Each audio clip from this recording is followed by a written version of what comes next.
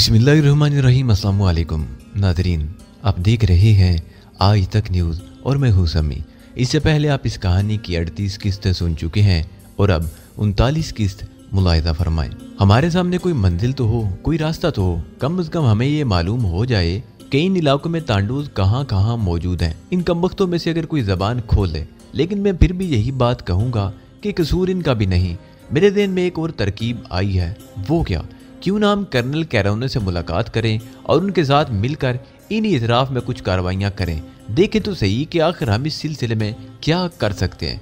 मेरी इस तजवीज़ पर आयरन सोच में डूब गया। फिर उसने गर्दन हिलाते हुए कहा, ठीक है, मेरा ख्याल है मैं कर्नल किरानों के बारे में मालूमात हासिल कर सकता हूँ। तुम लोग ठहरो, मैं तुम लोगों के क़याम का बंदोबस्त कर दूँ। उसके बाद मैं कर्नल कैरोने के बारे में मालूमात हासिल करने के लिए निकलूँगा। एक छोटे से मकान में हमारी रिहाइश का इंतज़ाम कर दिया गया। मकान के आसपास कोई मौजूद नहीं था और लोगों ने किसी तरह का ताउन हमसे नहीं किया था। यहाँ तक कि खाने पीने का मसला वो भी हमारे साथ था। छोटी सी बस्ती थी, मामूली नोयत की एशिया ही दस्तयाब हो सकती थी। चुनाचे हमने उन पर ये गुजारा किया। आयरन चला गया था। चरण सिंह ने मेरी तरफ देखते हुए कहा, भाई जी, किस चक्कर में फंस गए हम लोग। यहाँ तो वाकई बड़ी गंदगी फैली हुई है। कहीं यूं ना हो कि तांडूज को हलाक करने या गिरफ्तार करने के चक्कर में हमारी अपनी जिंदगियां चली जाएं। अगर इस तरह मर गए तो वाकई बड़ी बेवकूफ़ी की मौत होगी ये। मैं हंस पड़ा। फिर मैंने कहा, चरण सिंह, हमें वो सब कुछ तो करना ही है जो कम अज़ कम हमें इस काबिल तो बना दे कि हम यहाँ से रवाना हो सके। इसके अलावा मैं उस बच्ची को नहीं भूल सकता जिसने एक हाथ में अपना दिल पकड़ा हुआ था और उसके अतराफ में उसके खिलौने बिखरे हुए थे। भाई जी, इसमें कोई शक नहीं कि कोई भी सीना जज्बात से खाली नहीं होता। मुझे भी दुख हुआ है, लेकिन क्या यहाँ सूरत हाल अजीब नहीं? इतने बड़े बड़े वाकयात हो रहे हैं और यहाँ की हुकूमत ने अब तक कोई ठोस कदम नहीं उठाया। मैं इस सिलसिले में क्या कह सकता हूँ? मैंने कहा, अभी हम लोग यही बातें कर रहे थे कि दफअतन इस मकान का दरवाज़ा ज़ोर ज़ोर से धड़धड़ाने की आवाज़ सुनाई दी जिसमें हम रह रहे थे। दरवाज़ा बजाने की आवाज़ ऐसी थी कि हमें संभलना पड़ा। ताहम हम तैयार होकर दरवाजे पर पहुंच गए। अंदर आने वाली एक 27 या 28 साल की लड़की थी। उसका चेहरा दर्द हो रहा था, सांस बुरी तरह फूला हुआ था, आंखों से दहशत नमाया थी, बदन थर थर कांप रहा था। हमें देखकर वो पूरी तरह रोने लगी। बिलाकर वही हुआ जिसका मुझे खतरा था। उसने रोते हुए तकरार की, क्या हुआ, कौन हो तुम? उसने आगे बढ़कर पूछा। ले गए वो उसे भी ले गए, समझे तुम? वो उसे भी ले गए।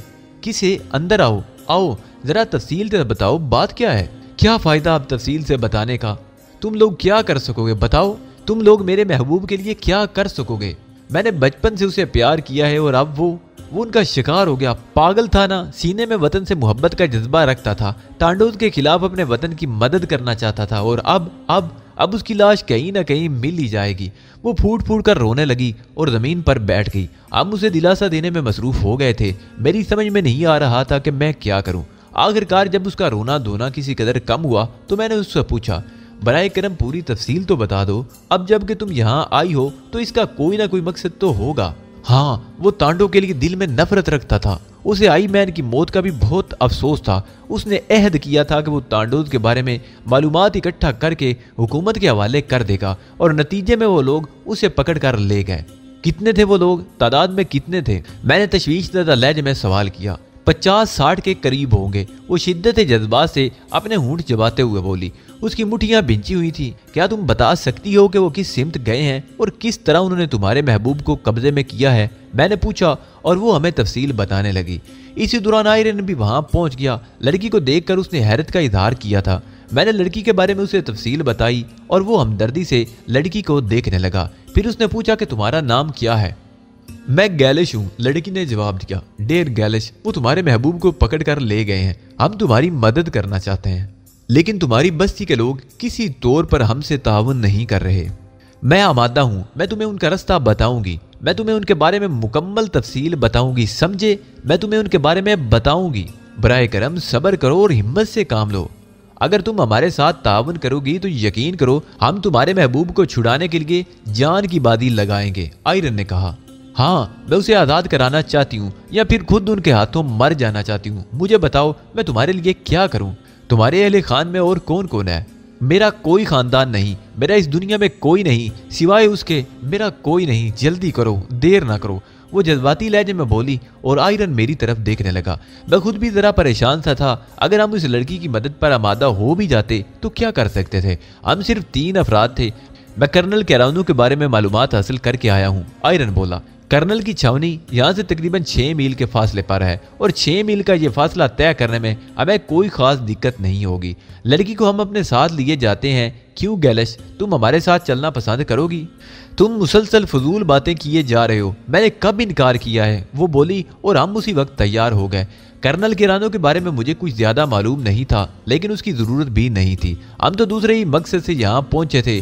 ताहम दिल में ये ख्वाहिश जरूर पैदा हो रही थी कि कम अज कम तांडोज की जियारत तो कर ली जाए, देख तो लिया जाए कि उनका चीफ क्या इरादो मकासद रखता है और उसका तरीकाकार क्या है।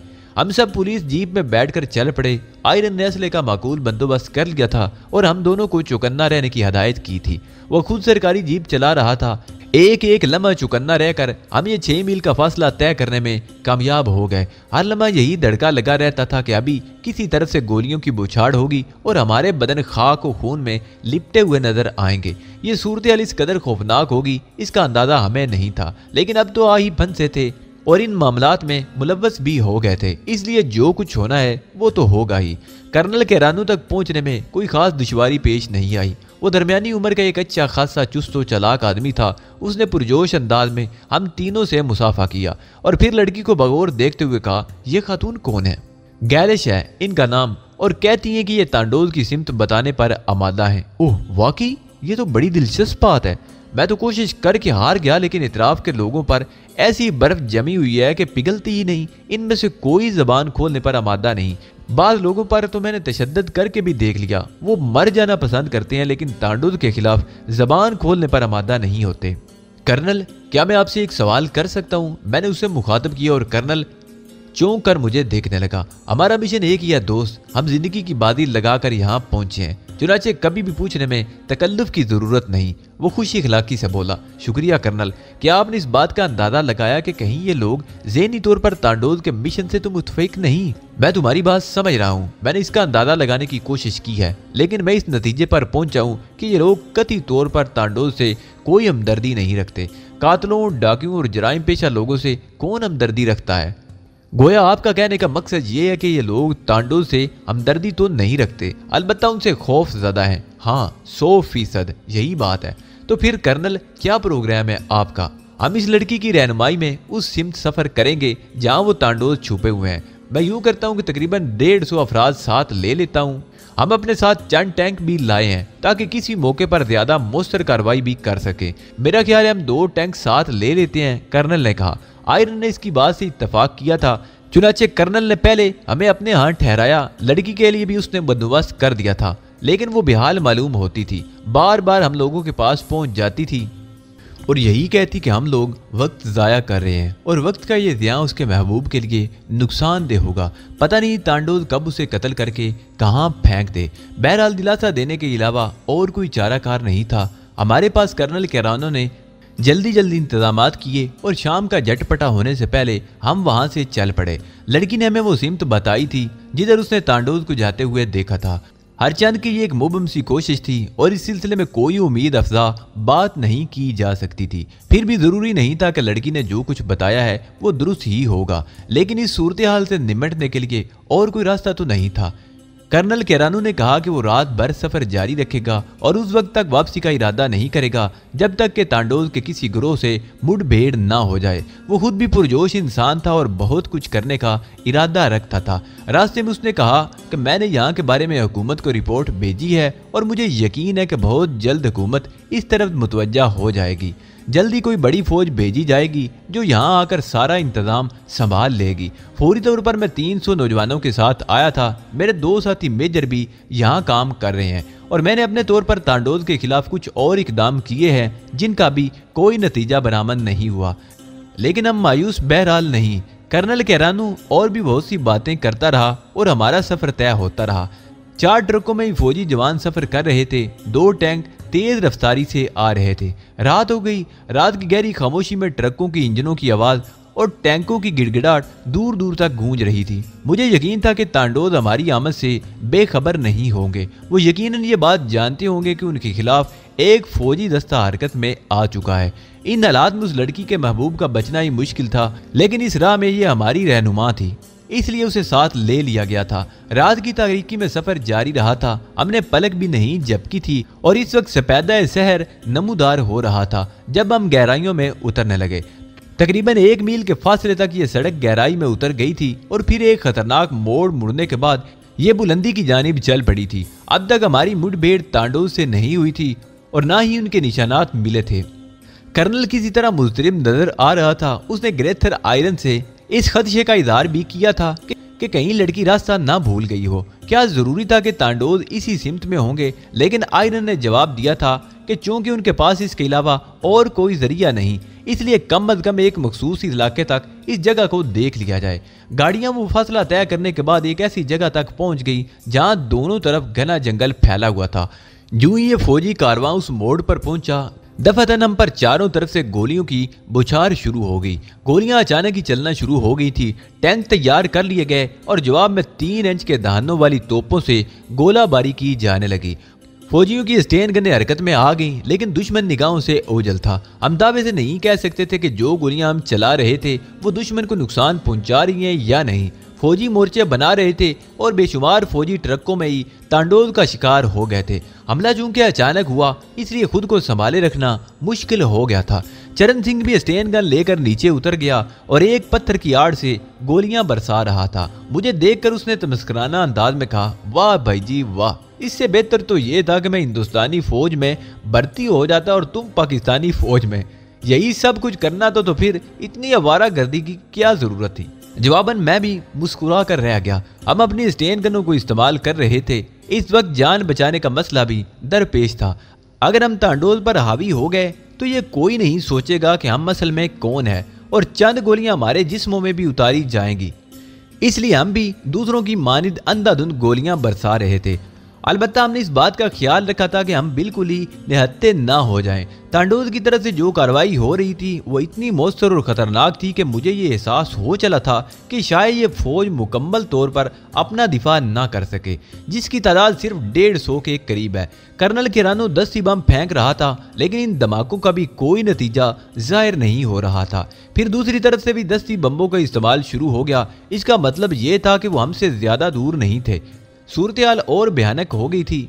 अब हमारी समझ में नहीं आ रहा था कि हम क्या करें। तांडोज की तरफ से जो कार्रवाई हो रही थी उसके नतीजे में फौजी जवान धड़ाधड़ मर रहे थे, चूंकि उनकी तादाद भी कम थी और फिर वो ऐसे इलाके में थे जहां उनके लिए पोजीशन बेहतर नहीं थी। गोलियों से तो वो बच गए थे, लेकिन 10 बम ताक ताक कर ऐसे निशानों पर फेंके जा रहे थे जहां वो मौजूद थे और ये बम ज्यादा कारामद हो रहे थे। सूरत हाल तेजी से तब्दील हो रही थी। फौजी कार्रवाई तकरीबन नाकाम हो चुकी थी और हम शिकस्त से 2-4 थे। अब अपनी जान बचाने का मसला संगीन से संगीन तर होता जा रहा था। चुनाचे हमने वो जगह छोड़ दी और आहिस्ता आहिस्ता पीछे खिसकने लगे। हमारे अगम में दरख्तों के झुंड फैले हुए थे। मैंने बेहतर यही समझा कि दरख्तों में पनाह ली जाए। चुनाचे मैं और चरण सिंह पीछे हटते हुए बिलाकर दरख्तों के करीब पहुंच गए।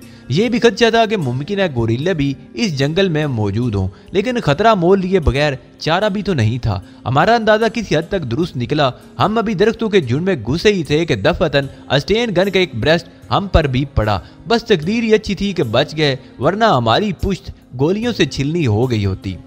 चरण सिंह ने एक लूट लगाई। गालबन वो स्टेन गन से फायर करने वाले का रुख का अंदाजा लगा चुका था। लूट लगाते ही वो सीधा हुआ और उसने एक दरख्त की चोटी की तरफ रुख करके जबरदस्त फायरिंग शुरू कर दी।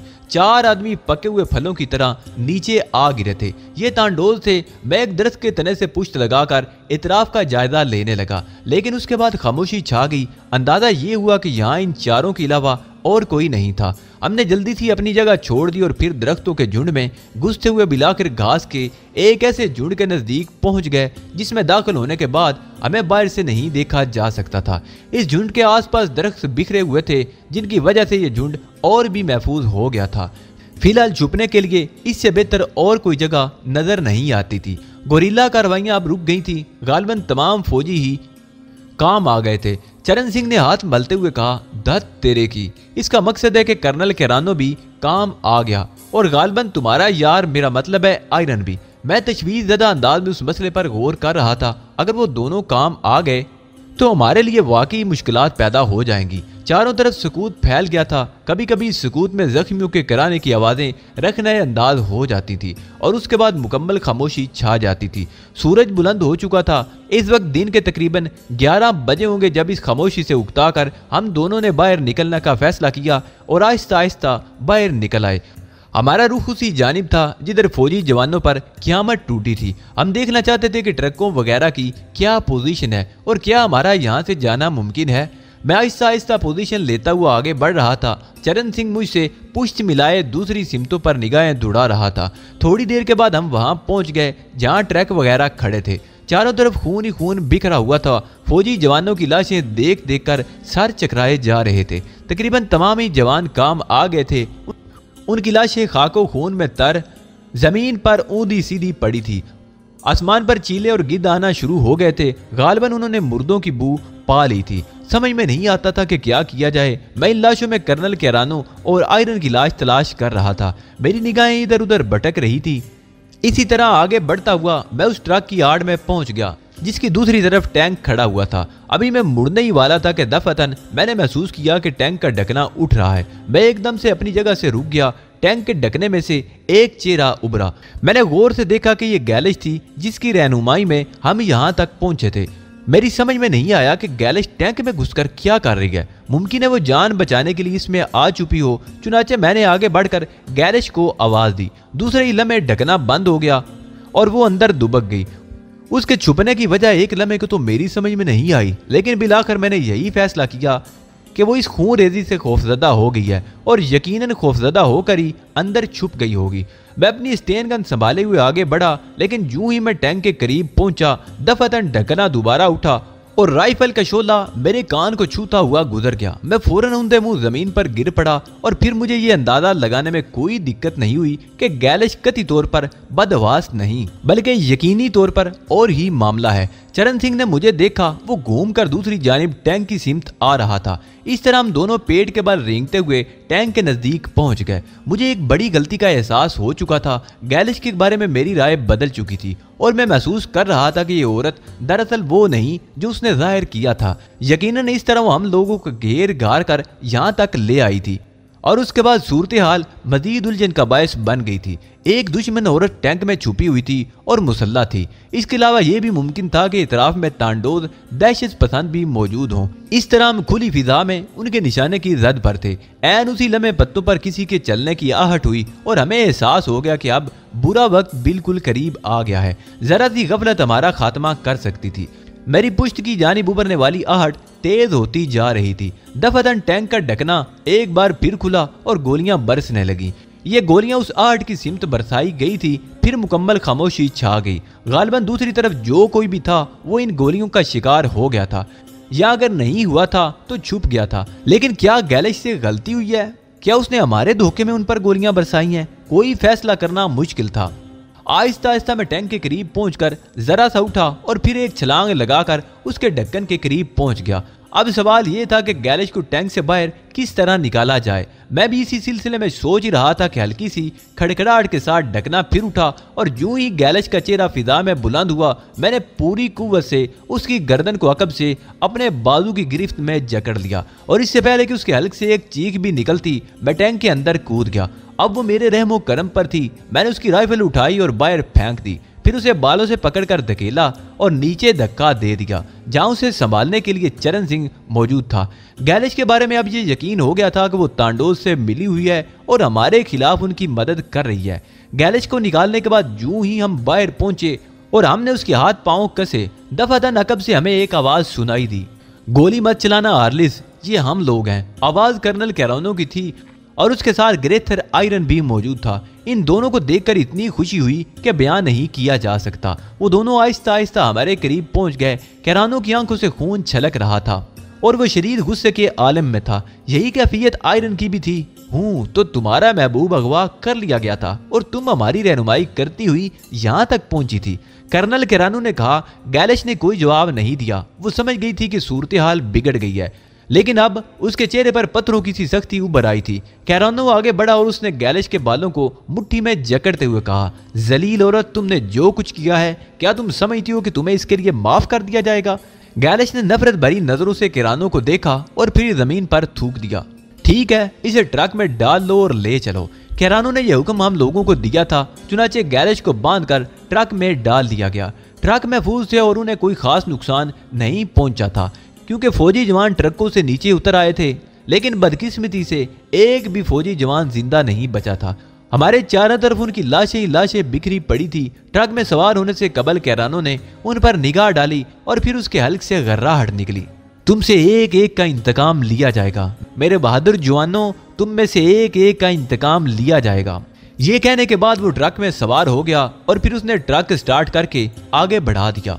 उसके साथ साथ ही आयरन ने मुझे और चरण सिंह को हुक्म दिया कि हम ट्रक के अगबी हिस्से में जाकर अस्टेन गन्ने संभाल लें। मुमकिन है रास्ते में हमारी मुठभेड़ दोबारा तांडोज से हो जाए। इतराफ में जिस तरह खामोशी फैली हुई थी उससे ये अंदाजा होता था कि तांडोज अपना काम अंजाम देने के बाद वापस जा चुके थे।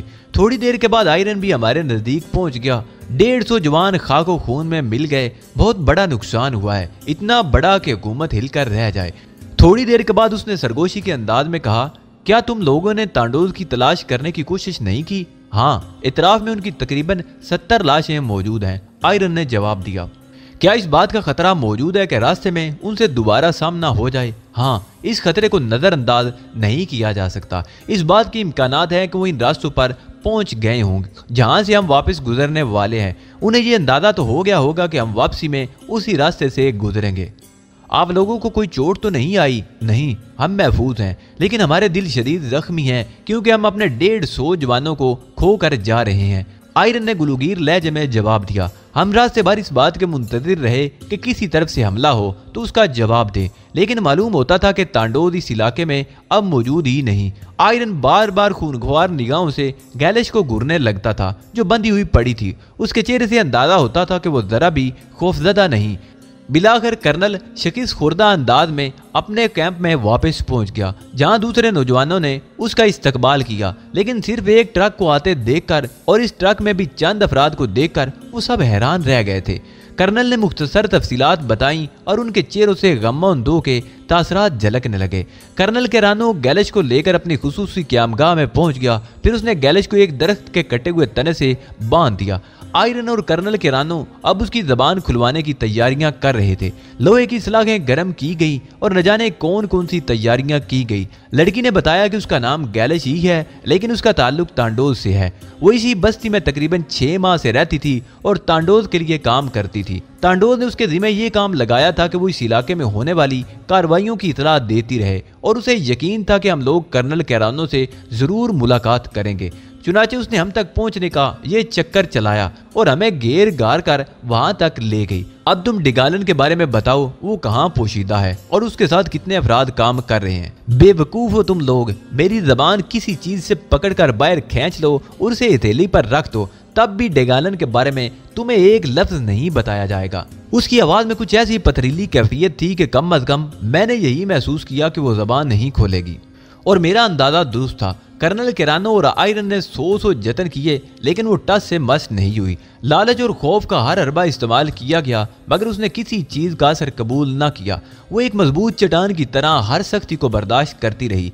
आखिर जब कर्नल किरानो ने यह महसूस किया कि उससे कुछ और मालूम नहीं किया जा सकता, तो उसे गोली से उड़ा देने का फैसला किया गया। उससे आखिरी बार ये कहा गया कि अगर वो अपने साथियों के मुताल्लिक मालूमात फराम कर दे और सारे राज बता दे तो उसकी जान बख्शी हो सकती है। लेकिन उसने अपने खूबसूरत बालों को झटका दिया और हकारत के साथ नफी में गर्दन हिला दी। तो फिर ये तो हो सकता है। आयरन ने अपना पिस्तौल निकाल कर उसके दिल का निशाना लेकर 6 की 6 गोलियां उस पर दाग दी। उसके हल्क से एक हल्की सी चीख निकली थी। खून का फवारा उसके बदन से फूटा और वो ठंडी हो गई।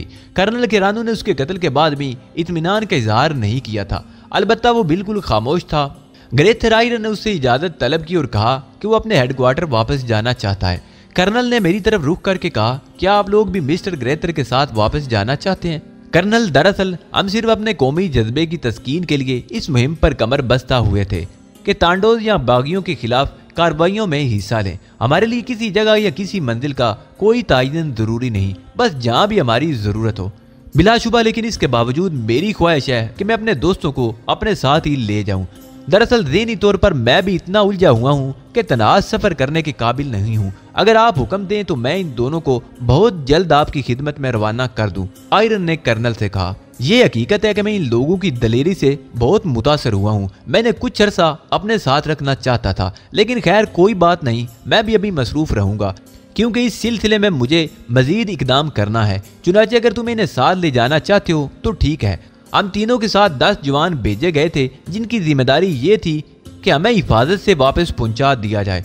हम वापस फेरिकोल आ गए। यहाँ ग्रेथर आयरन को अपने 6 साथियों की मौत के बारे में इतला देना थी। सूरत हाल खासी संगीन हो गई थी, लेकिन हम इन खतरात के बावजूद अभी यहाँ से वापस नहीं जा सकते थे। बेहतर यह था कि जिस मकसद के लिए हम यहाँ आए थे उसे अंजाम देने के बाद ही अब यहाँ से वापस जाने के बारे में सोचें। उस वाक़े के बाद हमें तमाम सूरत हाल की इतला मिलती रही। उन 150 जवानों की मौत की इतला जब स्पेनी हुकूमत को मिली तो वहाँ कोहराम मच गया और चंद ही रोज के बाद बेशुमार फौजी मजदूरों के साथ यहाँ भेज दिए गए। मजदूरों को हदायत थी कि इस जंगल को दूर दूर तक साफ कर दें और फौरी तौर पर काम होने लगा था। ऊंचे ऊंचे दरख्त गिरा दिए गए। फौज जंगल में चारों तरफ फैल गई। चंद हेलीकॉप्टर भी भेज दिए गए थे जो दिन भर परवाज करते रहते ताकि तांडोज की कार्रवाइयों की निगरानी की जा सके। मजदूर तमाम दिन दरख्तों को काट काट कर ढेर करते रहे और रात को फौज की निगरानी में एक जगह सो जाते। तकरीबन 1.5 माह तक मुसलसल काम होता रहा। इसी दौरान वो रास्ता साफ कर दिया गया था जो फेरिकोल से कर्नल केरानो के कैंप तक जाता था और यहाँ आने जाने की सहूलत हो गई थी। हम कई बार वहाँ पहुंचे थे और कई बार वापस आए थे। ऐसे ही एक दिन की बात है, हम अपनी जीप में केरानो के कैंप से वापसी का सफर कर रहे थे। आयरन भी हमारे साथ था कि रास्ते में सड़क पर एक शख्स हाथ उठाए खड़ा नजर आया। आयरन ने फौरन स्टेन गन संभाल ली थी और उसका रुख उस शख्स की तरफ किए हुए था। जीप इस वक्त चरण सिंह ड्राइव कर रहा था। थोड़ी देर के बाद वो उस शख्स के नजदीक पहुंच गया। हाथ उठाए हुए शख्स ने आगे बढ़ते हुए कहा, मेरा नाम बुथान है और मैं डिगालन के अहम तरीन साथियों में से एक हूँ। उसके मुंह से ये अल्फाज सुनकर हम हैरान रह गए। दराज का शख्स ढीले डाले कपड़े पहने हुए हमारे सामने खड़ा था। उसका चेहरा खुरदरा और हाथ पांव बहुत सख्त थे। उसके बदन पर और चेहरे पर जख्मों के निशानात भी साफ नजर आ रहे थे। क्या तुम सच कह रहे हो या इसे मैं मजाक तसव्वुर करूं? आयरन ने सख्त लहजे में कहा। नहीं जनाब, बराए करम मुझे गिरफ्तार करके ले चलिए और किसी ऐसी जगह ले चलिए जहां मैं इस वक्त तक जिंदा रह सकूं जब तक आपको अपने बारे में तफसील ना बता दूं। आयरन के इशारे पर मैंने नीचे उतरकर उस शख्स की मुकम्मल तलाशी ली, लेकिन उसके पास से किसी किस्म का असला बरामद नहीं हुआ। उसने अपने आप को डिगालन का एक खास साथी बताया था, चुनाचे वो हमारे लिए बड़ी अहमियत का हामिल था। इंतहाई राजदारी और हिफाजत के साथ हम उसे अपनी कमी गाह तक लाए। आयरन ने उसके लिए बहुत सी इंतजामात किए ताकि कहीं ऐसा ना हो कि कुछ बताने से पहले ही उसे गोली का निशाना बना दिया जाए। और उसके बाद आयरन ने हमारी मौजूदगी में उससे सवालात करने शुरू कर दिए। तुम कितने अरसे से डिगालन के साथी हो? शुरू से जनाब, मेरा ताल्लुक उन्हीं तांडोज से है जो आजकल बगावत पर आमादा हैं। लेकिन तुम्हारे दिल में तांडोज के खिलाफ काम करने का ख्याल क्यों कर आया? तुम डिगालन के खिलाफ क्यों बन गए? क्योंकि मेरा ज़मीर मुझे अपनी एक हरकत पर इस तरह मुलामत करता है कि मैं मौत चाहता हूँ। मैं बगावत के शौक में इंसानियत से दूर हो गया था। बात दरअसल ये है कि मेरे हाथों कुछ ऐसे कत्ल हुए जिन्होंने मेरे ज़मीर को झिंझोड़ कर रख दिया है और अब मैं अपने उस गुनाह की कीमत अदा करना चाहता हूँ। तुम आई मैन के कत्ल के बारे में कुछ जानते हो? जी हाँ, क्यों नहीं, उसने जवाब दिया और हम चौंक पड़े। तो फिर बताओ, आई मैन और उसकी बीवी और बच्ची को किसने कत्ल किया था? मैंने, बुथान ने जवाब दिया और हम सब एक लम्हे के लिए साकत रह गए। आयरन ने गर्राते हुए कहा, तुमने? हाँ मैंने। उसने हमारी तहरीक में शामिल होने का अहद किया था, लेकिन फिर हमसे गद्दारी की और हमारे कई राज उगल दिए। चुनाचे उसे सजा देने के लिए डिगालन ने मेरा इंतखाब किया। लेकिन तुम्हारा दुश्मन तो आई मैन था। उसकी बीवी और बच्ची से तुम्हारी क्या दुश्मनी थी? ग्रेथर आयरन बमुश्किल तमाम खुद पर काबू पाए हुए था। उसका इजहार उसके बदन के तशन्नुन से हो रहा था। आयरन मैन की बीवी भी डिगालन की कारकुन थी और तांडोज के लिए वफादारी का हल्फ उठा चुकी थी। उस औरत ने हमें ये इतला दी थी कि आई मैन मकामी हुकूमत का मुखबर बन गया है, लेकिन उसने ये भी कहा था कि उसके शोहर को कोई नुकसान ना पहुंचाया जाए और वो उसे राय रास्त पर ले आएगी। फिर उसे क्यों कत्ल किया गया? ये तांडोज का बुनियादी उसूल है कि वो मुखबर को कभी माफ नहीं करते। मुझे यकीन था कि आई मैन की बीवी अपने शोहर के कत्ल में मुज़ाहमत नहीं करेगी क्योंकि वो तांडोज तहरीक की वफादार थी, लेकिन मेरा ये ख्याल गलत निकला। मैं जब अकबी दीवार से अंदर दाखिल हुआ तो सबसे पहले उसी औरत ने मेरे रास्ते में रुकावट बनने की कोशिश की। नतीजे में मुझे उसे कत्ल करना पड़ा। और उसकी मासूम बच्ची? ग्रेथर आयरन ने गजबनाक लहजे में पूछा। उसकी चीखों पुकार ने मेरे बदन में एक झुरझुरी पैदा कर दी थी और तुम यकीन करो कि वो सिर्फ गैर इरादी तौर पर मेरे हाथों मारी गई। गोली उसके दिल को चीरती हुई निकल गई और इंस्पेक्टर आयरन वही दिन था जब मेरा ज़मीर जागा। यही वो कत्ल था जो मुझे मजबूर करता रहा था कि मैं डिगालन के उसूलों से मुंह फेर लूं। मैं उसकी उन सरगर्मियों से नफरत करने लगा हूं। उस कत्ल के बाद मुझे अपने मिशन से नफरत हो गई है और अपनी जिंदगी का एक एक लम्हा मुझ पर गिरा गुजरता है। उस बच्ची की दर्दनाक चीखें दिन रात मेरे कानों में गूंजती रहती हैं और मैं तवील अरसे से सो नहीं सका हूँ। बुथान की आवाज़ भर्रा गई, उसकी पलकों पर आंसुओं के कतरे चमकने लगे। तो फिर अब तुम क्या चाहते हो? बोलो, तुम्हारे साथ क्या सलूक किया जाए? जो दिल चाहे करो, मैं मरने के लिए तैयार हूँ, बल्कि मैं मरने ही के लिए यहाँ आया हूँ। लेकिन मैं तुम्हें सिर्फ एक बात बताना चाहता हूँ, मैं अब तांडोज के खिलाफ हूँ और तुम चाहो तो इस मौके से फायदा उठा सकते हो। ये बात ग्रेथर आयरन के लिए बहुत ज्यादा दिलचस्पी का बायस थी। चुनाचे उसने गर्दन हिलाते हुए कहा, ठीक है, लेकिन ये भी सोच लो कि अगर तुमने कोई बड़ी चाल चलते हुए हमारे खिलाफ कुछ करने की कोशिश की तो तुम्हारी जिंदगी नहीं बच सकेगी। सर, यहाँ जिंदगी बचाना ही कौन चाहता है? अगर तुम मुझ पर एतमाद करने को तैयार नहीं हो तो फिर बेहतर है कि मुझे खत्म ही कर दो। हमने बुथान के लहजे में सच्चाई महसूस की थी। चुनाचे आपस में मशवरा करके फैसला किया कि बुथान को कर्नल केरानो के सामने पेश कर दिया जाए। कर्नल केरानो की बुथान से मुलाकात हुई और वो मुख्तलिफ किस्म के सवालात बुथान से करने लगा। इन दिनों फौजी कार्रवाई कुछ और तेज हो गई थी और मजीद फौजी इस इलाके में भेज दिए गए थे, जिनकी कमान कर्नल केरानो ही के सुपुर्द थी। बेशुमार मजदूरों को हुक्म दिया गया था कि जंगल की सफाई ज्यादा से ज्यादा दूर तक कर दी जाए ताकि गुरीले फौजियों की निगाहों में आ जाएं। हेलीकॉप्टरों की तादाद भी बढ़ा दी गई थी और इस तरह मौसर अंदाज में काम शुरू कर दिया गया था। अब नवाई बस्तियां किसी हद तक इन तांडोज से महफूज हो गई थी और काफी अरसे से वहां किसी गोरिल्ला हमले की इतला नहीं मिली थी। हमें यहाँ आए हुए तकरीबन 2.5 माह हो चुके थे और ये अरसा बड़ा सब्र आजमा था। हम अपने हकीकी मिशन से बहुत दूर निकल आए थे। जब कभी भी हम तनहा होते तो आपस में बैठकर अहमकाना अंदाज में एक दूसरे को देखते और एक दूसरे से यही सवाल करते कि हम किस चक्कर में आ फंसे, यहाँ से कभी निकलना नसीब होगा या नहीं। मशरकी जंगल में मुहिम का आगाज कर दिया गया था और बुथान को इस सिलसिले में रहनुमा बना दिया गया था। वो जानता था कि डिगालन कौन कौन से इलाकों से मिलता है और कहाँ कहाँ इसके अड्डे बने हुए हैं। उसकी तजवीज़ भी यही थी कि अगर जंगलों की सफाई करके आगे बढ़ते रहा जाए तो यकीनन वो डिगालन के हेडक्वार्टर तक पहुंच सकेंगे। काम बड़ी तेज रफ्तारी से जारी था। तरीका यह था कि फौज जंगल के 9-10 मील के इलाके को छानती और हर मशकूक जगह पर तांडोज को तलाश करती। उसके बाद हजारों मजदूर जंगल काटना शुरू कर देते और जिस वक्त ये जंगल साफ हो जाता मजदूर मजीद आगे बढ़ जाते। दिन की रोशनी में फौजी दस्ते दूर दूर तक का जायजा ले लेते। कई बार हमें भी उनके साथ जंगलों में दाखिल होना पड़ा। ऐसे ही एक दिन की बात है कि हम आगे बढ़ रहे थे। हमारी रहनुमाई बुथान ही कर रहा था। बुथान के बारे में अब इस बात में कोई शक्को शुबा नहीं रहा था कि वो इस जंगल के पीछो खम और खुफिया रास्तों से पूरी तरह वाकिफ है। चुनाचे वो बड़े इत्मीनान से हमारी रहनुमाई करता हुआ आगे बढ़ रहा था। दुश्वार गुजार रास्तों पर गाड़ियां ले जाने में बड़ी मुश्किलात पैदा हो जाती थी। बाज़ जगहों पर पैदल ही सफर करना पड़ता था। चुनाचे इस दिन भी हम पैदल ही सफर कर रहे थे। हमारी स्टेन गन्नें तैयार थी। तकरीबन आधा दिन गुजर चुका था और हमें अब तक किसी भी तांडोज से वास्ता नहीं पड़ा था। दोपहर के बाद जब सूरज ने ढलान का सफर तय करना शुरू किया तो एक ऐसी जगह नजर आई जहां दलदल फैली हुई थी। इसमें कहीं कहीं थोड़ा थोड़ा पानी खड़ा हुआ था। बुथान ने हमारी तरफ देखा और हमें आगे आने का इशारा किया, लेकिन थोड़ी देर चलने के बाद चरण सिंह ने कहा, मेरा ख्याल है यहाँ से आगे बढ़ना मुनासिब नहीं है। मुमकिन है दलदल आगे चलकर गहरी हो जाए। हमारी वापसी इतनी आसान नहीं होगी। अभी चरण सिंह ने ये अल्फाज अदा किए ही थे कि दफातन दलदल की दूसरी जानिब से एक गोली सनसनाती हुई आई और बुथान के हल्क को चीरती हुई एक तरफ निकल गई। बुथान चीख मारकर एक तरफ गिर पड़ा। काफी देर तक उसका बदन फड़कता रहा और उसके बाद ठंडा हो गया।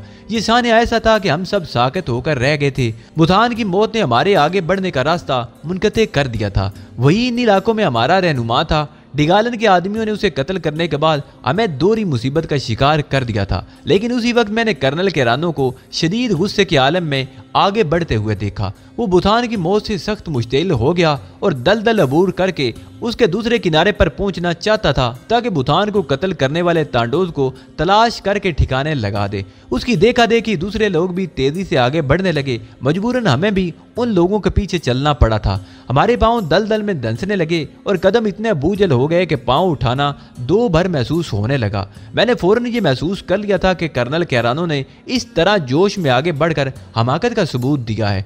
दूसरी तरफ मुकम्मल खामोशी छा गई थी। तांडो ने इंतहाई जहानत का सबूत देते हुए गोली चलाकर एक तरफ अपने रास्ते से तजुर्बेकार बुथान को हटा दिया था और दूसरी तरफ हमें इश्तियाल दिला दिया था ताकि हम अपनी मौत आप मर जाएं। बुथान जिंदा होता तो हमें इन दलदली रास्तों से बासानी गुजार देता। अब खैरियत इसी में थी कि हम वापस आ जाएं, लेकिन कर्नल कैरानो जोश व गज़ब में पागल हो रहा था। वो आगे बढ़ता चला गया। दलदल में इंतहाई खौफनाक झोंकें रेंग रही थी जिन्होंने फौरन ही हमारे जिस्म के खुले हुए हिस्सों पर कब्जा कर लिया और जिस्म के साथ चिपक कर खून चूसने लगी। मैं और चरण सिंह की साफत से बुरी तरह बुखला गए थे। बड़ी मुश्किल से हमने एक एक झोंक को टांग पर से नोचा। वो खून पी पी कर बुरी तरह फूल गई थी। तमाम ही लोग सख्त अजाब में मुब्तला थे। दलदल से फौरन बाहर निकलना आसान काम नहीं था। यहाँ तक कि मैंने कर्नल कैरानो को गले गले तक दलदल में फंसते हुए देखा। उसके हल्क से चीखें निकल रही थी। इस वक्त कर्नल कैरानो की मौत का मतलब ये था कि हम सब यहीं फना हो जाएंगे। इसलिए मैं और चरण सिंह फुर्ती से आगे बढ़ने की कोशिश करने लगे, लेकिन ये जगह भी ऐसी थी कि हम लोग भी तेजी से दलदल में धंसते जा रहे थे। कर्नल कैरानो अब तकरीबन आधे चेहरे तक दलदल में धंस गया था। उसकी आंखें बाकी रह गई थी और अब उन आंखों में खौफ और हसरत थी। मैंने उसके बाल पकड़ लिए और मेरे अकम में चरण सिंह था। उसने मेरा हाथ थाम लिया। देखा देखी कुछ और लोग भी आगे बढ़े और इस तरह एक कितार सी बनती चली गई। सब ने एक दूसरे का हाथ मजबूती से पकड़ रखा था और हम कर्नल कैरानो को बाहर खींचने लगे। कर्नल कैरानो जो अब तक मौत का मुंतजिर था आहिस्ता आहिस्ता बाहर निकलने लगा। उसके आवाज बेशक बहाल थे और वो खुद भी बाहर निकलने की जिद्दोजहद कर रहा था। बड़ी मुश्किल से हम उसे बाहर खींचने में कामयाब हुए, लेकिन उसका बदन मफलूज सा हो गया। हमारे बेशुमार आदमी उस दलदली मौत का शिकार हो गए और जो बाकी बचे वो मुश्किल तमाम पीछे आने में कामयाब हो सके। हमारे तमाम जिस्म से जोंकें लिपटी हुई थी। इन जोंकों से जान छुड़ाना इंतहाई मुश्किल काम था। कमबख्त इस तरह चिमट गई थी कि फौरी तौर पर कोई जरिया ऐसा नजर नहीं आता था कि इन्हें अलहदा किया जा सके। खुदा खुदा करके हम वापस उसी जगह तक पहुंचे जहां से दलदल शुरू होती थी।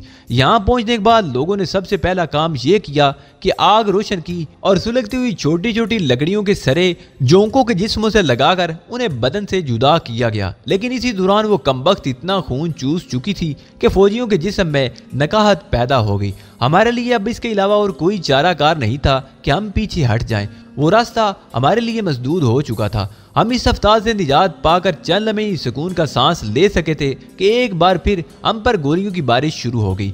बचे कुचे सिपाहियों ने भी अंधाधुंध फायरिंग शुरू कर दी। कर्नल कैरानो के आवाज अब भी बेहतर नहीं थे।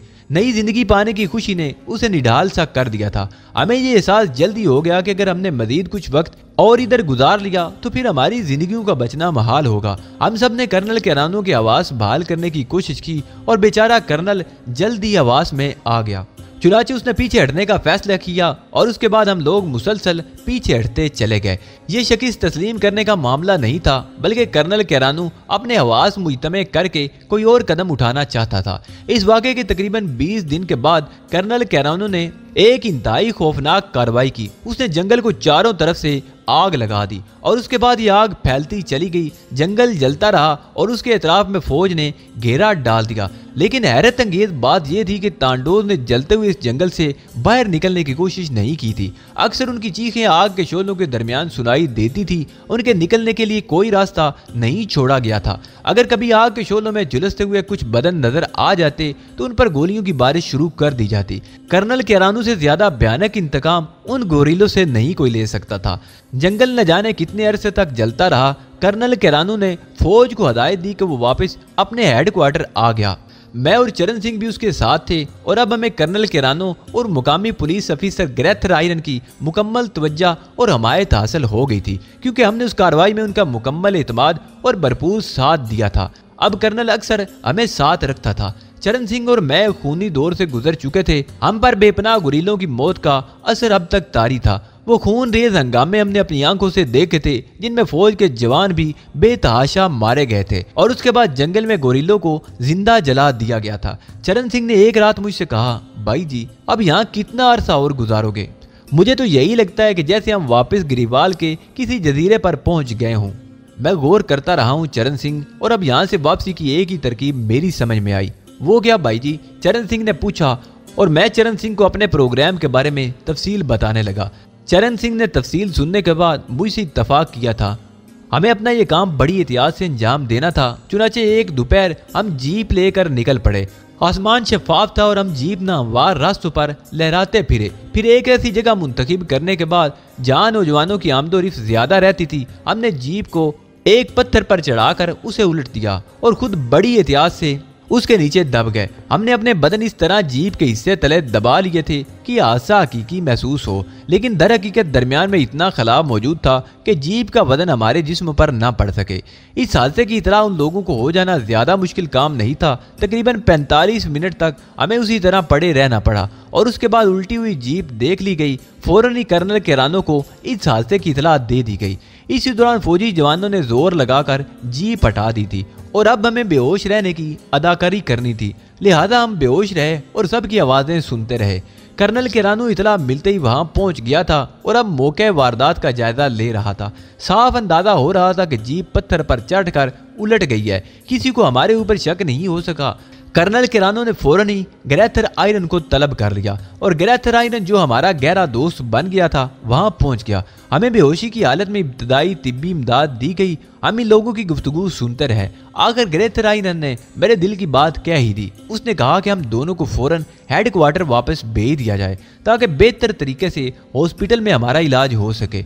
बेचारा ग्रेथर आयरन खुद ही हमें लेकर फेरी कॉल से वापस आया और हम हेडक्वार्टर पहुंच गए। हेडक्वार्टर के छोटे से हॉस्पिटल में हमें दाखिल कर दिया गया। ये आर्जी तौर पर कायम किया गया एक मामूली हॉस्पिटल था। उसके एक कमरे में हम दोनों को बराबर बिस्तरों पर लिटा दिया गया, जहां हम लोगों को होश तो आना ही था। ग्रेथर आयरन हमारा हमदर्द और गमगुसार बना हुआ था। उसने हमारी खैरियत पूछी और हम उसे जीप उलटने की तफसील बताने लगे, लेकिन उसके बाद हमने फौरन ही अपने पिछले बदन के मफलूज हो जाने का इजहार भी कर दिया और इस बात पर हम दोनों इंतहाई अर्ददा हो गए। ग्रेथर आयरन परेशान हो गया। उसने अपनी मौजूदगी में डॉक्टरों को तलब किया और डॉक्टरों की तवज्जो हम पर मुर्तकिज हो गई। आयरन चूंकि पुलिस का एक आला ऑफिसर था, इसलिए उसकी हदायत पर हमारी सख्त निगहदाश्त की गई। इलाज मुआवजे के सिलसिले में हमें मुख्तलिफ मराइल से गुजारा गया था, लेकिन यहाँ हमारे मर्द के इलाज का माकूल बंदोबस्त नहीं था। चुनाचे कर्नल किरानो और ग्रेथर आयरन ने बेहतर इलाज के लिए हमें बाहर भेजने की सिफारिश की। हमारी दिली मुराद बर आई। यहाँ रहकर मिस्टर ब्रेंसी भी कई बार याद आए थे। दिल चाहता था कि उनसे मुलाकात की जाए, लेकिन ये सूरत हाल हमारे लिए इंतहाई खौफनाक साबित हो सकती थी। किसी को जरा भी शुबा हो जाता तो उसके बाद के हालात का अंदाजा लगाना मुश्किल था।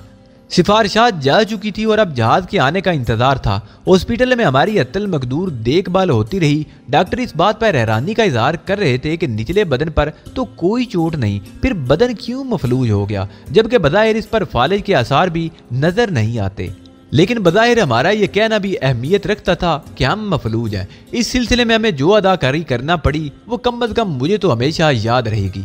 बदन को एक मखसूस अंदाज में साकत रखना बेहद मुश्किल काम था, लेकिन जिंदगी बचाने के लिए हर तरह के मामला से गुजरना पड़ता है। हेडक्वार्टर के हॉस्पिटल में हमने उसी हालत में 16 दिन गुजारे। 17वें दिन हमें स्ट्रेचर पर डालकर जहाज में पहुंचा दिया गया। ये एक जदीद किस्म का जहाज था जो कुछ कैदियों को लेकर आया था और कुछ लोगों को लेकर वापस जाने वाला था। इस जदीद तरीन जहाज के खूबसूरत कैबिन में मुझे और चरण सिंह को मुंतकिल कर दिया गया। यकीन नहीं आता था कि गिरिवाल से फरार होने के बाद हमें वाकई आज़ादी की जिंदगी नसीब होने वाली है। एक तवील अरसा हमने इस इलाके में गुजारा था। जहाज ने जब गिरिवाल के हेडक्वार्टर का साहिल छोड़ा तो हमारी आंखें नम हो गई। चरण सिंह खास तौर से बहुत ज्यादा मुतासिर था। उसने बर्राए हुए लहजे में कहा, भाई जी क्या ये हकीकत है? मुझे यकीन नहीं आता। तुम यकीन करो, मुझे यकीन ही नहीं आता। चरण सिंह, खुद को काबू में रखो, अभी हमें मजीद कुछ मराइल से गुजरना है। चरण सिंह खामोश हो गया। जहाज का सफर जारी रहा। तकरीबन 2.5 घंटे का सफर था ये। 2.5 घंटे के बाद बिलाकर हम एक बंदरगाह पर पहुंच गए। बंदरगाह से हॉस्पिटल तक का सफर इतना अजीब लग रहा था कि बयान से बाहर है। बुलंदोबाला इमारतें, सड़कों पर चलते हुए लोग, दौड़ती हुई कारें, ये दुनिया अजनबी सी लग रही थी। ग्रेवाल में जो भी वक्त गुजार चुका था वो शायद आखिरी सांस तक उसे भूल नहीं सकता था। रास्ते में चरण सिंह ने मुझसे कहा, भाई जी ये लोग हमें हॉस्पिटल लिए जा रहे हैं, मुमकिन है कुछ ऐसे हालात पेश आ जाएं जिनकी बिना पर हम यकजा ना रह सके। ऐसी सूरत में तुम्हारा क्या प्रोग्राम है? चरण सिंह, अव्वल तो मैं कोशिश यही करूंगा कि हम दोनों साथ साथ रहें, लेकिन बिलफर्ज अगर ऐसा हो भी गया तो बेहतर यही होगा कि मौका पाकर तुम निकलने की कोशिश करना। मैं अपने तौर पर यह कोशिश करूंगा, अगर हमारा साथ रहा तो ठीक है, वरना बेहतर यही है कि हम यहीं से एक दूसरे को खुदा हाफिज कह लें। मैंने जवाब दिया, मैं तो सोच भी नहीं सकता भाई जी, तुमसे इतनी मोहब्बत हो गई है भाई जी कि अब तुम्हारे बगैर मरने का तसव्वुर भी नहीं कर सकता। चरण सिंह ने भारी लहजे में कहा, नहीं चरण सिंह, मेरी मंजिल कुछ और है, तुम मेरा साथ नहीं दे सकोगे। मैं एक बार तुमसे फिर दरख्वास्त करता हूं कि जज्बाती होने की कोशिश मत करना। अगर जिंदगी बाकी रही तो मुमकिन है किसी और मोड़ पर हमारी मुलाकात हो जाए, मैंने कहा, और चरण सिंह अजीब सी निगाहों से मुझे देखता रह गया।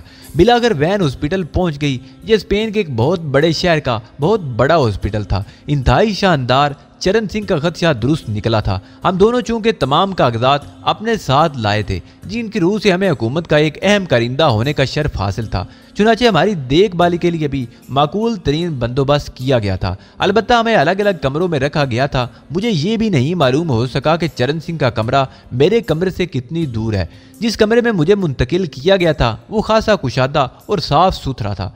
2 नर्सें मेरी खिदमत पर मामूर हो गई। डॉक्टरों ने मेरा जायजा लिया और उसी दिन मुझे चंद मशीनी मराइल से गुजरना पड़ा। वो लोग मेरे मफलूज बदन का जायजा ले रहे थे। तमाम रिपोर्ट उनके पास मौजूद थी। इस दिन मेरे 3 टेस्ट लिए गए और ये फैसला किया गया कि मजीद चंद टेस्ट लेकर इलाज शुरू कर दिया जाएगा। चूंकि इब्तदाई टेस्ट जो लिए गए थे उनसे इस बात का पता नहीं चलता था और डॉक्टर ये मालूम करने में नाकाम रहे थे कि मफलूज होने की वजह क्या है। यहाँ भी मुझे अपने आप को उसी अंदाज में रखना पड़ा था, लेकिन जब भी मौका मिलता मैं अपने अदा को झटक झटक कर दौराने खून बहाल करने की कोशिश कर लेता, लेकिन निहायत एहतियात के साथ, ताकि उन लोगों को कोई शक न हो सके। चरण सिंह की तरफ से तबीयत परेशान रहती थी। पता नहीं बेचारा किस हाल में था, यहाँ से निकलने में कामयाब हुआ था या नहीं। वैसे एक एहसास और भी था, अगर चरण सिंह मुझसे पहले निकलने में कामयाब हो गया या मुझे उससे पहले निकल जाने का मौका मिल गया तो कहीं दूसरा न फंस जाए। यानी अगर चरण सिंह फरार होने की कोशिश करे तो मेरी शख्सियत मशकूक हो सकती थी और मेरा फरार होना चरण सिंह को मशकूक बना सकता था। लेकिन एक ख्याल और भी था मेरे जहन में, फौरी तौर पर तो डॉक्टर ये फैसला नहीं कर पाएंगे कि मरीज खुद उठकर बाहर कैसे निकल गया। गालिबन मुझे इस हॉस्पिटल में मुंतकिल हुए ये 4था दिन था और अब मैंने ये फैसला कर लिया था कि तमाम खदशात को बलाए ताक रखकर यहाँ से निकल जाऊं। हालांकि ये भी एक मुश्किल मामला था। फरार के बाद एक बार फिर मुझे छुपना पड़ेगा, लेकिन इसके अलावा मैं और कुछ नहीं कर सकता था। जैसा भी था ये मौका गनीमत था।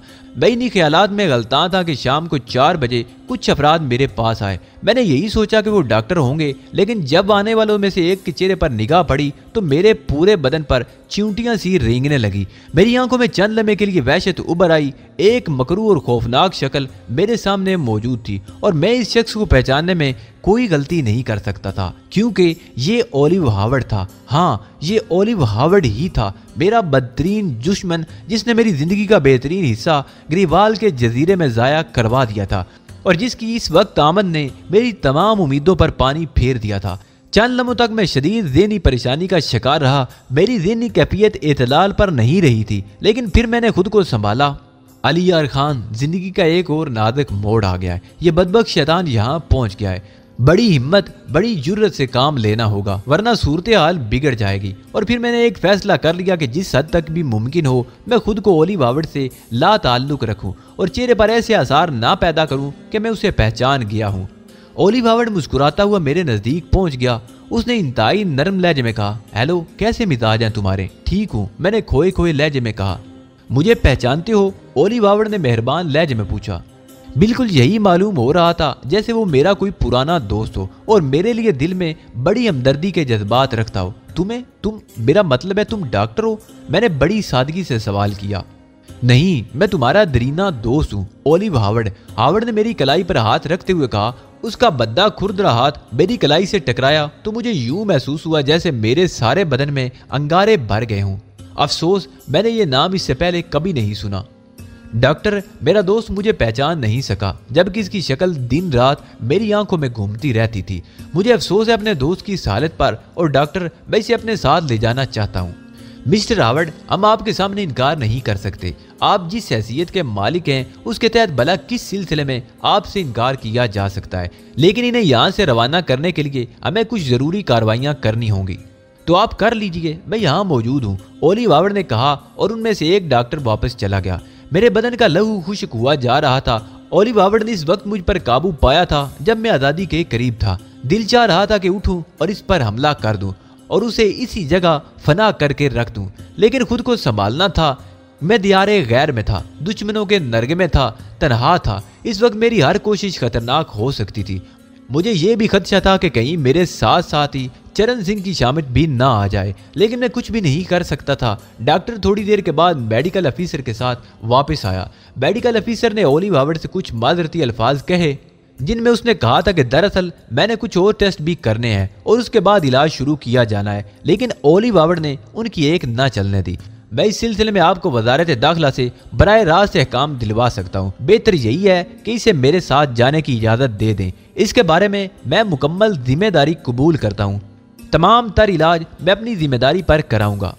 हमें आपके बारे में बताया गया है मिस्टर हावर्ड, हमें आपसे तावन करने से कोई मसला नहीं। ये सिर्फ एक डॉक्टर के तौर पर मैंने आपसे दरख्वास्त की थी। ठीक है डॉक्टर, आपका बहुत शुक्रिया। मैं अपने दोस्त को अपने साथ रखूंगा। नहीं, मैं इसके साथ नहीं जाना चाहता, मैंने अज़ियानी अंदाज में चीख कर कहा। फिक्र ना करो डेयर, फिक्र ना करो, सब ठीक हो जाएगा, हावर्ड ने कहा और फिर उसने बाहर की सिमत रुख करके किसी को आवाज दी, तुम लोग अंदर आ जाओ। मैं जानता था वो तनहा नहीं आया होगा। उसी वक्त 6 अफराद अंदर आ गए। सब के सब मुसल्ला थे और यकीनन मकामी सिक्योरिटी से ताल्लुक रखते थे।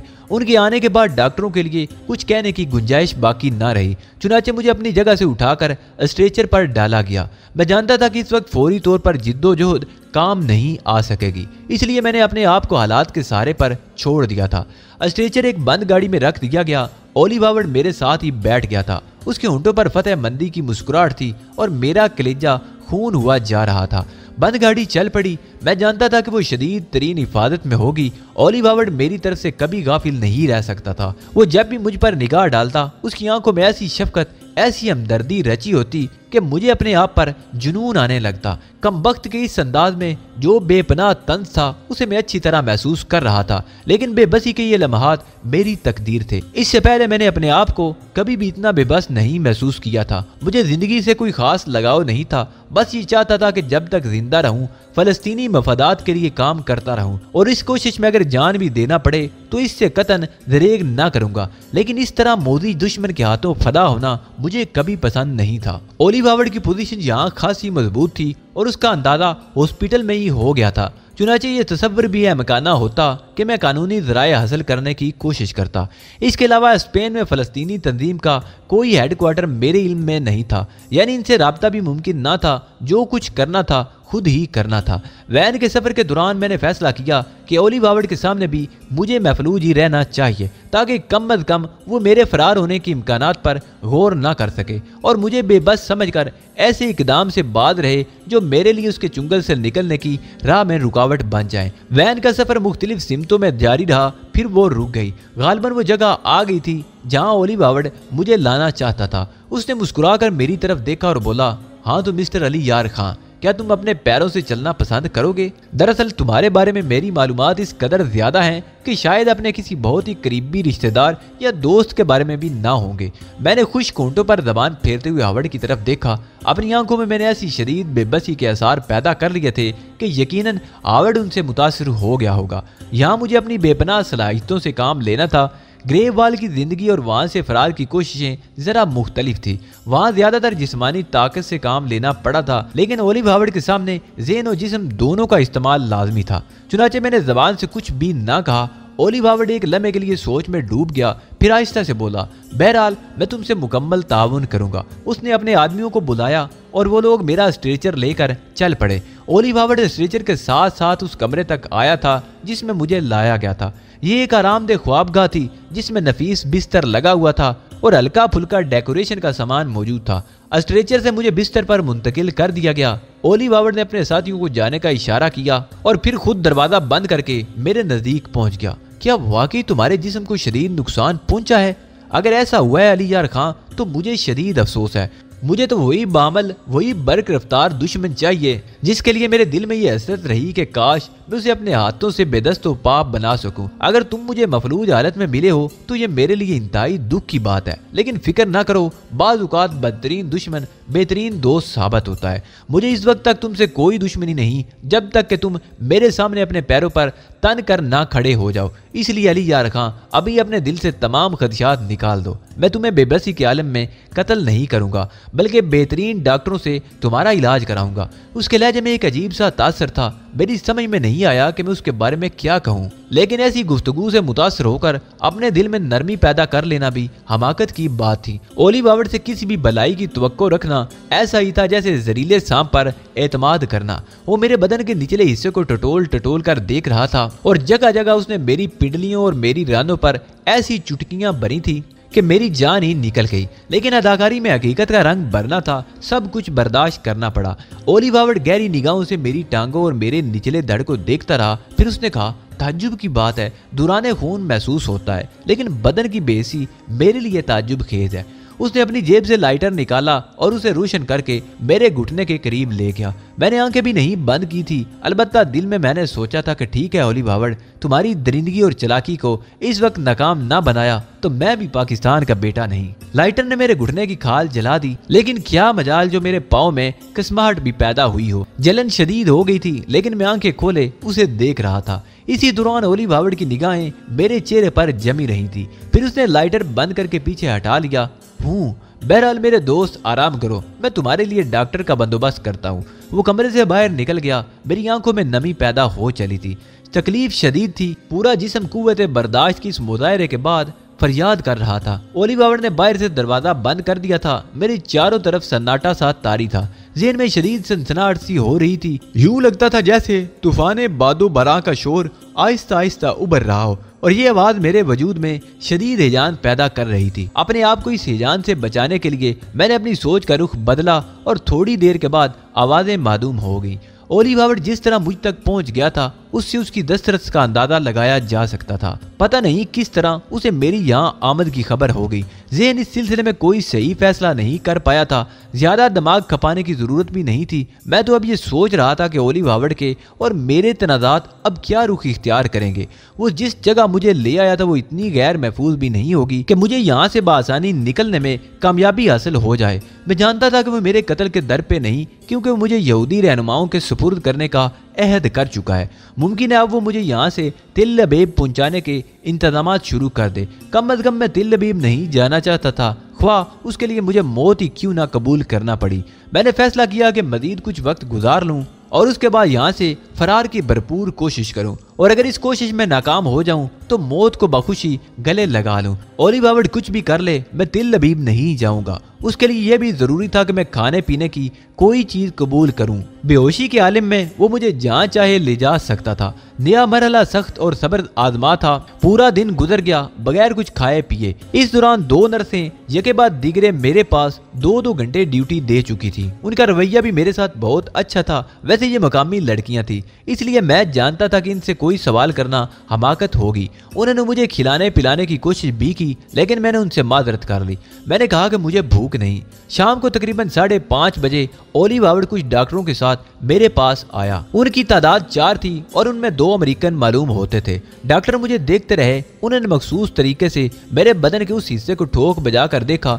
एक डॉक्टर ने मेरे पाँव की नस में सुई चबोकर थोड़ा सा खून भी हासिल किया और उसके बाद ओलिव हार्वर्ड से गुफ्तगू करने लगे। ये गुफ्तगू मेरी समझ में तो नहीं आ सकी थी, क्योंकि सरगोशियाना अंदाज में हो रही थी, लेकिन ओलिव हार्वर्ड के ऊँटों की मुस्कुराहट देखकर मैंने अंदाजा लगा लिया था कि डॉक्टरों ने मेरे लिए क्या कहा है। लेकिन अब ख्वाह कुछ भी हो, मैं खामोशी से उनकी ये हरकत देखता रहा। फिर ओलिव हार्वर्ड खामोशी से डॉक्टरों के साथ बाहर निकल गया। वक्त इसी तरह गुजरता रहा। रात को फिर मुझे खाने की पेशकश की गई, लेकिन मैंने उसे कबूल करने से इनकार कर दिया। इस सिलसिले में किसी ने मुझसे कुछ नहीं कहा। तकरीबन 11:45 या 12 का वक्त होगा। दफतन मुझे कोई तपश सी महसूस हुई। मैंने मुतैराना अंदाज में गर्दन घुमाकर देखा तो अकबी खिड़की का बड़ा पर्दा धड़ाधड़ जल रहा था। उसके नजदीकी दीवार पर दूसरा पर्दा भी जल रहा था और लकड़ी का ऐसा आराइशी सामान जो दीवारों पर नस्ब था आग पकड़ता जा रहा था। यह आग कैसे लगी? मैंने एक लम्हे के लिए सोचा। इस वक्त आसपास कोई मौजूद नहीं था, चुनाचे आग आसानी से नहीं बुझाई जा सकती थी। आग के शोले भड़क रहे थे और पूरे कमरे में धुआं भरने लगा था। मैंने परेशानी के अंदाज में एक लम्हे के लिए सोचा, लेकिन दूसरे ही लम्हे मैंने ज़हन को पुरसुकून कर लिया। असल सूरत हाल मेरी समझ में आने लगी थी। ये आग यकीनन ओलिव हावर्ड ने लगवाई थी। डॉक्टरों ने मेरे बदन के सही होने की इतला उसे दी होगी और उसने अपने तौर पर यह अहमकाना कोशिश की थी, लेकिन यह फरसूदा और पुरानी हरकतें थी जिनसे कम अज कम ओलिव हावर्ड जैसे शख्स को गुरेज करना चाहिए था। मैंने ओलिव हावर्ड की इस घटिया चाल को नाकाम बनाने के लिए दिल में कुछ फैसले कर लिए। फिर मैंने बेतहाशा चीखना शुरू कर दिया। आग की लिपटें अब मेरे बिस्तर तक पहुंच रही थी, यहाँ तक कि मेरे बिस्तर की चादर ने भी आग पकड़ ली। मैंने अपने आप को तेजी से जंबश देना शुरू कर दी, लेकिन इस तरह के सिर्फ मेरा ऊपरी बदन ही हरकत कर रहा था।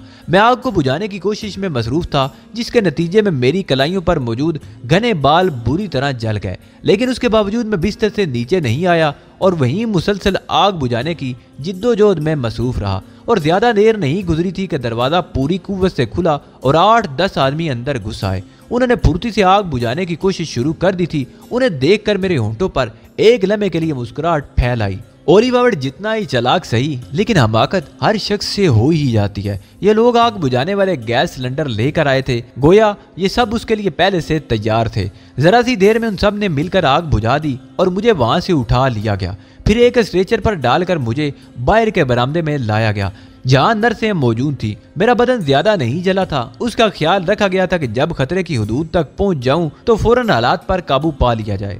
एक दवा मेरे हाथों जले हुए हिस्सों पर स्प्रे कर दी गई, जिसने एक ही लम्हे बदन की जलन खत्म कर दी। घुटने पर जो लाइटर का निशान लगाया गया था वो अलबत्ता अभी तक तकलीफ दे रहा था, लेकिन मैंने उस तरफ से ज़हन को बिल्कुल ही हटा लिया था। पता नहीं इस किस्म की कितनी अज़ीतें अभी बर्दाश्त करना पड़ी। मेरे बदन पर स्प्रे करने के बाद मुझे उसी स्ट्रेचर पर एक और हालनुमा कमरे में लाया गया, जो पहले कमरे से कहीं कुशादा और आरामदेह था। एक बिस्तर मेरे लिए गालबन खुसूसी तौर पर लगाया गया था। थोड़ी देर गुजरी थी कि हावर्ड एक खूबसूरत सूट में मलबूस अंदर दाखिल हुआ। उसके होंठों पर वही मकरू मुस्कुराहट रक्सां थी, मिस्टर अली यार खां।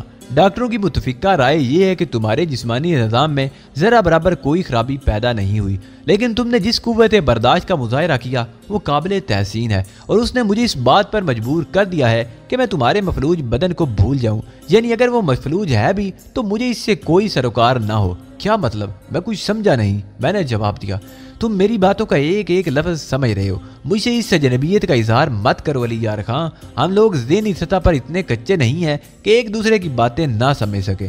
मैं तुम्हें आज से नहीं जानता। मैंने बारहा इस बात को तस्लीम किया है कि तुम बिलाशुबा ज़हनी तौर पर बहुत कवि हो और तुम्हारा हर अमल काबिल दाद है। मैं अमेरिका में और ख़ास तौर से सैन फ्रांसिस्को में तुम्हारी इन दोस्तों को तलाश करता रहा हूँ जिन्होंने अमेरिका से निकलने में तुम्हारी मदद की थी। सारा प्लान मेरी समझ में आ चुका है कि किस तरह तुम अमेरिका से बाहर निकले, लेकिन मुझे सिर्फ एक बात का अफसोस है कि मैं तुम्हारे दोस्तों तक नहीं पहुंच सका। मुझे उनके बारे में किसी सही बात का इल्म नहीं हो सका। मैं जानता हूं कि इस बात से तुम्हें बेपनाह खुशी होगी, लेकिन मैं तंग दिल इंसान नहीं हूं। अगर मसले में नाकाम रहा हूं तो इसका एतराफ भी कर रहा हूं। अलबत्ता तुम्हारी तरफ से मेरी एक आंख कभी बंद नहीं हुई। तुम्हें ग्रेवाल भिजवाने के लिए मैंने जिस इब्तदाई जगह से उसका आगाज किया था वहां से तुम्हारी कोशिशों पर निगाह रखता रहा हूं। मुझे इल्म है कि कितने लोग तुम्हारे मावन रहे और किस किस तरह तुमने उन्हें हैंडल किया, यहाँ तक कि तुम ग्रेवाल से फरार होने में कामयाब हो गए। तुम्हारा फरार बिलाशुबा ग्रेवाल की तारीख का सबसे शानदार कारनामा था और मैं इस बात का इतराफ किए बगैर नहीं रह सकता कि वहाँ तुम मुझे धोखा देने में कामयाब हो गए थे। जिस तरीके कार को तुमने फरार के लिए अपनाया मुझे उसकी तवक्को नहीं थी। इंसानी सीने में धड़कने वाला दिल कुव्वत का सरचश्मा समझा जाता है, लेकिन आज तक किसी के दिल के बारे में हतमी तौर पर यह बात नहीं की जा सकती कि इसमें खौफ का एहसास ना हो। दलेरी और बहादुरी की बेइंतहा मिसालें हमें तारीख में मिलती रही हैं और ऐसे ऐसे कारनामे हमारे इल्म में आते रहे हैं कि उन पर यकीन ना किया जाए। मैं समझता हूँ कि तुम्हारी ये कोशिश भी ऐसे ही जाले इंसानों के कारनामों में से एक है। तुम जिस तरह वहां से फरार हुए और जिस तरह यहाँ तक पहुंचे मुझे उसे एक कारनामा करार देने में कोई आर नहीं कि मैं उस तफसील से ला इल्म हूँ। अलबत्ता मेरे ज़हन में ये बात जरूर थी कि अगर तुमने फरार होने की कोशिश की तो किसी ऐसी जगह नहीं पहुंच सकते जो स्पेन में ना हो। तुम इन इलाकों में कहीं भी जा निकलते, बिलाकर तुम्हें इसी शहर में आना होता। चुनाचे मैंने यहाँ तुम्हारा इंतजार किया, एक तवील इंतजार, और बिलाकर मैं इसमें कामयाब रहा और मैंने तुम्हें पा लिया। तुम जिस तरह भी यहाँ पहुंचे, मुझे इस कहानी से दिलचस्पी जरूर है, लेकिन कभी तफसील से ये कहानी सुनूंगा। फौरी तौर पर मैं तुम्हें अब ये बता दूं कि अब मेरा क्या करने का इरादा है। क्या तुम इस सिलसिले में मुझसे गुफ्तगू करना पसंद करोगे अली यार खां? एक बार फिर मैं तुम्हें दावत देता हूँ कि गुफ्तगू अजीम इंसानों की मानद की जाए। तुम जानते हो कि मैं भी ज़हनी तौर पर कम तर नहीं हूँ और मैं इस बात का इतराफ़ कर चुका हूँ कि तुम्हें भी अपना हम पल्ला समझता हूँ। बचगाना गुफ्तगू हमें जेब नहीं देगी। मैं खामोशी से ओलिव हावर्ड की शक्ल देखता रहा। उसकी बातें एक ठोस हैसियत रखती थी और अब मुझे इस सिलसिले में हमाकत नहीं करनी चाहिए थी। अगर वह जोश के आलम में वाकई अपना प्रोग्राम मुझे बताने पर आमादा है तो ये एक अच्छी बात थी। चुनाचे मैंने गर्दन हिलाते हुए कहा, मिस्टर ओलिव हावर्ड, आपने एक मजमूम कोशिश की है। अगर आप मेरे बारे में तफसीलात मालूम कर लेते तो आपको कोई शक न रहता कि मैं अपनी जिस्मानी सलाहियतों से महरूम हो चुका हूँ। मैं आपको दावत देता हूँ कि आप इस सिलसिले में मुकम्मल तौर पर तहकीक कर लें और जैसा कि आपने कहा है कि अगर मैं मफलूज हो चुका हूँ तो आप मेरा इलाज कराने के बाद मुझे अपना मद्दे मुकाबिल बनाकर लुत्फ महसूस करेंगे। सो मेरी भी यही ख्वाहिश है कि मेरे और आपके दरमियान ज़हनी और जिस्मानी जंग हो, लेकिन बेबसी के आलम में नहीं। अगर आपका ज़हन इसे कबूल नहीं करता तो फिर मेरे ख्याल में हमारे दरमियान होने वाली ये गुफ्तगू बेमैनी है। नहीं नहीं मिस्टर अली यार खां, मैं वाकई संजीदगी से कह रहा हूँ, मैं तुम्हें इस तरह नहीं मारूंगा और मुझे इसका हक भी नहीं, चूंकि तुम्हारे सिलसिले में तो मैंने बहुत बुलंदो बांग दावे किए हैं, बल्कि यूं समझ लो कि मैंने अपनी सारी शख्सियत ही दाव पर लगा दी है। तो फिर आप क्या चाहते हैं मिस्टर हावर्ड? मैं यही मालूम करना चाहता था कि हम वक्त जाया करें या तुम इस बात को तस्लीम कर लोगे कि तुम जिस्मानी तौर पर मफलूज नहीं हो। मुझे इस बात का इल्म नहीं था मिस्टर हावर्ड कि आपसे मेरी मुलाकात इस तरह हो जाएगी। चुनाचे कम अज कम आपके लिए मैंने ये ढोंग नहीं रचाया। ओलिव हावर्ड मेरे अल्फाज की गहराई पर गौर करता रहा, फिर उसने शाने हिलाते हुए कहा, तो फिर आपको इत्मीनान रखना चाहिए कि आपके साथ कोई ज्यादती नहीं की जाएगी, कम अज कम उस वक्त तक जब तक आप तंदुरुस्त ना हो जाएं। चुनाचे इत्मीनान से खाएं पिएं। मैंने ये भी सुना है कि आपने खाने पीने की कोई चीज कबूल नहीं की। इस तरह अमल से सिर्फ एक बात समझ में आती है कि आपको इस बात का शक है कि कहीं खाने में कोई ख्वाब आवर चीज दे दी जाएगी मुझे। मैं खामोशी से हावर्ड की शक्ल देखता रहा, फिर हावर्ड शाने लाकर उठता हुआ बोला, इससे ज्यादा मैं आपसे और कोई गुफ्तगू करना नहीं चाहता और ना ही आपको इत्मीनान दिलाने के लिए मेरे पास मजीद अल्फाज मौजूद हैं। अलबत्ता आखिरी बार मैं आपसे ये कह रहा हूँ कि खुद को तंदुरुस्त रखिए। जिंदगी में ये सारे मामला तो चलते ही रहते हैं। अब मैं एक बार फिर दो ताकतवर दुश्मनों की तरह आमने सामने आएंगे। मैं आपको पूरा मौका दूंगा कि आप अपनी ज़हनी और जिस्मानी सलाहियतों को आजमाएं और मैं इनका तोड़ करूंगा। ये कहते ही वो दरवाजे से बाहर निकल गया।